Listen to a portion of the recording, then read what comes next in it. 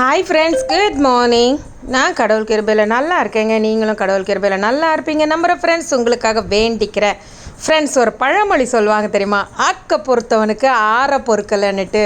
அதை தான் உங்களையும் நான் கேட்குறேன், ஏன் இந்த அவசரம்? ஷீட் ஷேரிங் பண்ணுறேன்னு சொல்லிவிட்டு, ஆனால் டெய்லி மார்னிங்லேருந்து எல்லாரும் எனக்கு வர மெசேஜ் என்ன தெரியுமா? சீடு அனுப்பிட்டீங்களா, சீடு அனுப்பிட்டீங்களா, சீடு அனுப்பிட்டீங்களா, எப்போ அனுப்புவீங்க, எப்போ அனுப்புவீங்க? ப்ளீஸ், நான் அனுப்புனேன்னா கண்டிப்பாக என்னோடய சேனலில் நான் உங்களுக்கு சொல்லுவேன், நான் போஸ்ட் பண்ணிட்டேன் அப்படின்னு சொல்லிவிட்டு எல்லாருக்கும் நான் இன்ஃபார்ம் பண்ணுவேன். ஆனால் அந்த அளவுக்கு கூட உங்களுக்கெல்லாம் பொறுமை இல்லைன்னா நான் என்ன பண்ணிட்டு சொல்லுங்களேன்.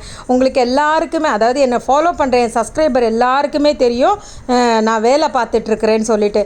ஏன்னு கேட்டிங்கன்னா, எனக்கு இந்த வீக்கெண்ட் ஆனால் தான் ஜிங்கல் ஆலாவே.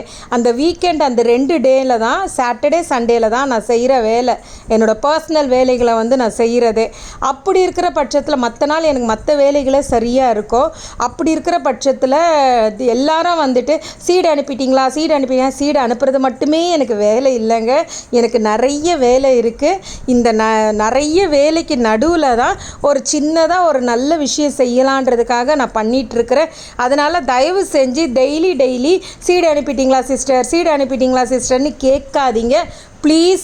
நான் சீடை அனுப்பினேன்னா கண்டிப்பாக என்னோடய சேனலில் நான் போஸ்ட் பண்ணிவிடுவேன். அந்த கவரோடு நான் வச்சு வீடியோ போட்டுருவேன். அதுக்கப்புறம் நீங்கள் உங்கள் ஊர்லேருந்து ஃபாலோ பண்ணி வாங்கிக்கோங்க, ஓகேவா? ஸோ கொஞ்சம் தயவு செஞ்சு பொறுத்துக்கோங்க. எனக்கு இதுவே வேலை கிடையாதுங்க, எனக்கு வேறு வேலை இருக்குது. சாட்டர்டே சண்டே தான் நான் இனி அட்ரஸ் பிரிண்ட் அவுட் எடுக்கணும், அதை எல்லாத்தையும் கவரில் ஒட்டணும், 450 கவர் பேக் பண்ணணும், விதைகளை எல்லாம் கொஞ்சம் தனியாக அழாதாங்க நான் பண்ணணும்.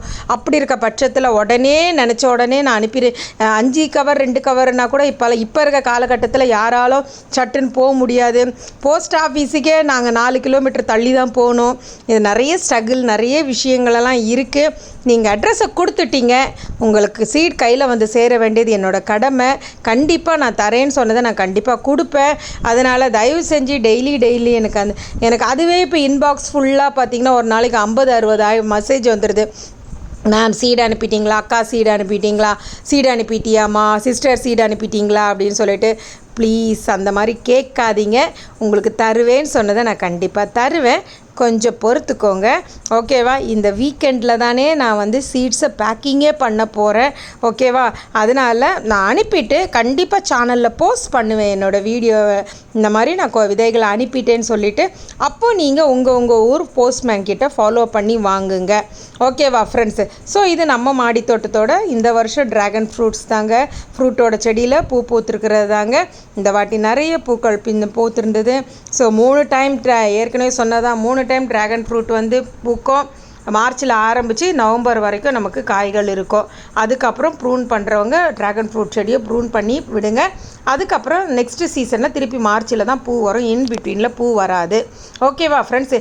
நல்ல உரம் கொடுங்க, வெயில் நேரம் 2 நாளைக்கு ஒரு வாட்டி தண்ணி கொடுங்க, ஓகேவா? பூக்கிற சீசனில், காய்க்கிற சீசனில் கடலை புண்ணாக்கு, வேப்பம் புண்ணாக்கு கலந்த தண்ணி கொடுங்க, புளிச்ச மோர் கொடுங்க, மீன் கழுவுற தண்ணி இருந்தால் மீன் கழுவுற தண்ணி கொடுங்க, கஞ்சி தண்ணி இருந்தால் தண்ணியில் கலந்து அதை கொடுங்க.